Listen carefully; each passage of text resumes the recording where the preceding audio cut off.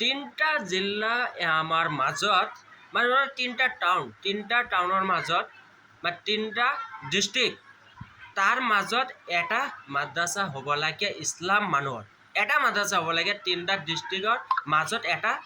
হ'ব লাগে এইটো মুস্তফা কামাল আজাদে কৈছে আৰু কৈছে 5টা গাঁও মিলাই এটা মছজিদ হ'ব লাগে এইটো মুস্তফা কামাল আজাদে কৈছে বাকীবোৰ ভাঙি পেলাব লাগে এয়া কি জানেনে এয়া হৈছে মাদ্ৰাছা আৰু 5খন গাঁও মিলি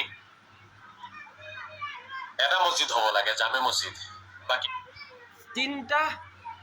তিনিটা ডিষ্ট্ৰিক্টৰ মাজত এটা মাদ্ৰাছা হ'ব লাগে আৰু 3টা গাঁও মিলাই 5টা গাঁও মিলাই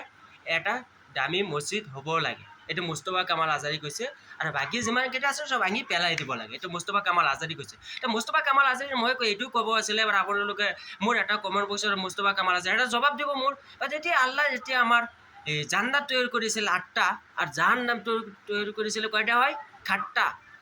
আৰু 8টা সেই সময়ত আপুনি ক'ত আছিলে ওচৰত আছিলে না আপুনি নিজে ক'ব লাগিছিল আল্লাহ পৰা নহয় আল্লাহ আমাৰ এতিয়া জান্নাত 8টা তৈয়াৰ কৰিব নালাগে এটা তৈয়াৰ কৰিলে হৈ যাব আৰু জাহান্নাম এতিয়া 7টা তৈয়াৰ কৰিব নালাগে এটা তৈয়াৰ কৰিলে হৈ যাব আৰে মুস্তফা কামাল আজাদে তুমি কিমান ডাঙৰ পণ্ডিত এইবিলাক পণ্ডিত মানে তুমি এতিয়া এৰি দিয়া তোমাৰ এইবিলাক পণ্ডিত মানে কাম নাই হেৰাৱৰৰ নিচিনা তুমি এইখন পৃথিৱীত শুকনা মাছ হ'বা ইমানখিনি তোমাৰ আহ্বান জনাইছোঁ